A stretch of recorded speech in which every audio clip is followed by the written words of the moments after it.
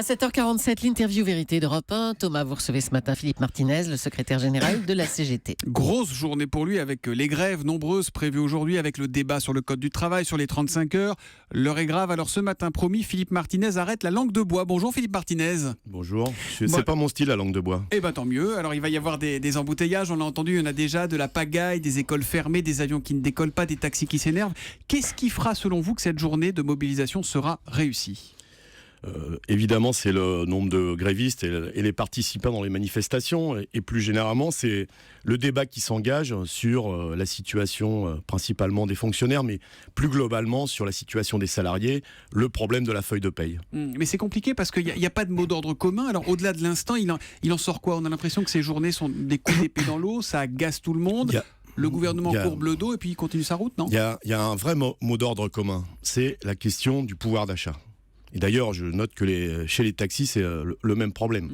Donc, il y a un problème de pouvoir d'achat et je crois que tous les débats, que ce soit la question du code du travail ou autre chose, viennent autour de cette question. Est-ce que le travail est un coût ou est-ce que le problème, c'est le coût du capital ? Et c'est tout ce débat. Donc, la France est un pays très riche, c'est le partage des richesses qui n'est pas bon.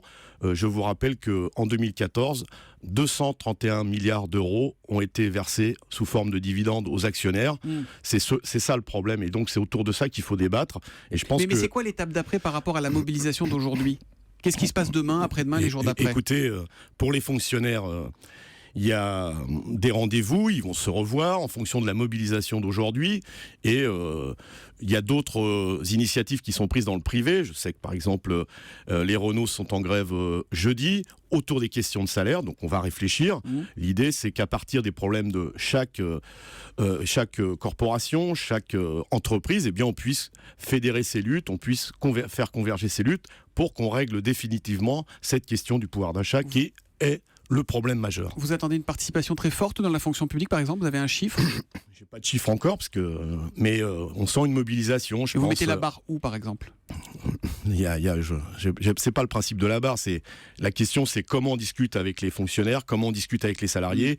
Quel sera le taux de grévistes et comment on va crescendo dans cette mobilisation. Il y a besoin de débat parce que les temps sont difficiles pour tout le monde et donc il faut discuter. Faire grève, on prend pas ça c'est pas une décision qu'on prend à la légère, c'est une nouvelle perte de salaire, donc il y a beaucoup de...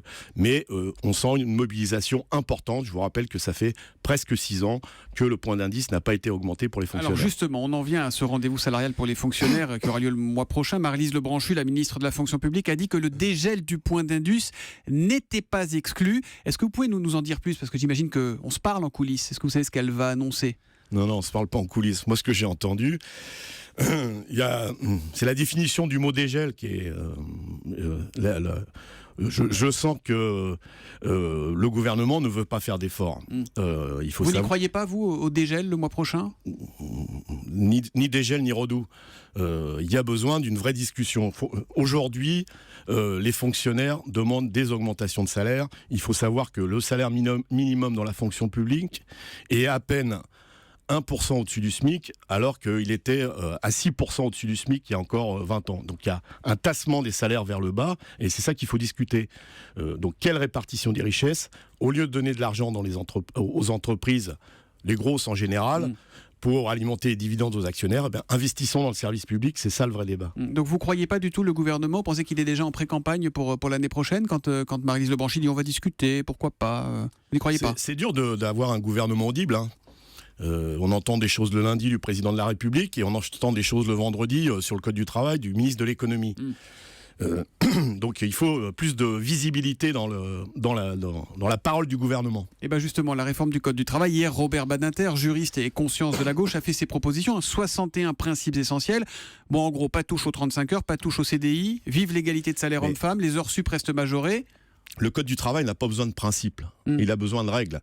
Parce que les principes, et c'est ce qui existe depuis maintenant de nombreuses années, le principe, ça implique des dérogations. Et c'est ce qui existe. C'est-à-dire que tous les principes sont dérogés. Il y a besoin de règles claires. Qu'est-ce qui vous choque dans ce qui a été annoncé hier ? Le temps de travail Le fait qu'on évoque des principes et non des règles. Le code du travail, c'est la loi qui s'applique à tous les salariés. pourquoi dans ce pays, il y aurait des salariés, selon la taille de leur entreprise, selon la présence ou non de syndicats, qui n'auraient pas les mêmes règles en matière de code du travail, qui certains pourraient travailler plus que d'autres. Il faut, la loi, c'est les valeurs de la République. La loi, elle doit être la même pour tout le monde. Mais il y a un principe qui dit, par exemple, on ne touche pas aux 35 heures, on continue à majorer les heures supplémentaires. Mais si on les touche, puisque moi j'ai écouté le président de la République, j'ai écouté Monsieur Macron, on les touche. Puisque mais le dernier qui a parlé hier, c'est Manuel Valls qui a dit on les touche pas.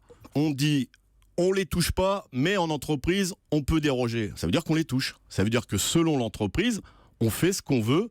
Et notamment dans les grandes entreprises, on fait ce qu'on veut avec les déclinaisons les petites, parce qu'ils subissent souvent la loi des grandes entreprises. Donc c'est le problème du principe qui n'est pas valable. Il faut des règles. Et dans toutes les lois, c'est des règles valables pour l'ensemble des citoyens et des salariés. Donc pas de principe, des règles.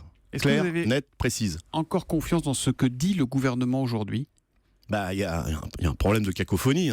Je vous dis, selon le ministre qui parle, selon la voix des uns et des autres, on ne dit pas la même chose. Donc c'est un peu un problème. Ce qui manque surtout, c'est du dialogue et de la concertation. On est en train de travailler sur une loi, Madame El Khomri, puisque apparemment c'est elle maintenant qui va s'occuper de ça. Il va sur l'emploi, première partie 9 mars. Oui, on avait évoqué Macron, apparemment c'est elle. Ne nous a pas reçus, n'a pas discuté avec nous et va travailler sur un texte qui doit être présenté le 9 mars au Conseil des ministres. Vous voyez, on donne des leçons sur le dialogue social, mais il faut écouter un petit peu les syndicats, la CGT aussi, parce que c'est le premier syndicat de France, donc il y a besoin de discussion. On ne fait pas une loi comme ça à la va-vite. On est là, écoutez-nous, parlez-nous, c'est le message que l'envoie Philippe Martinez, notamment à Myriam El Khomri, la ministre du Travail, qui l'entendra sans doute ce matin. Merci Philippe Martinez d'être venu en direct sur Europe 1. Bonne journée.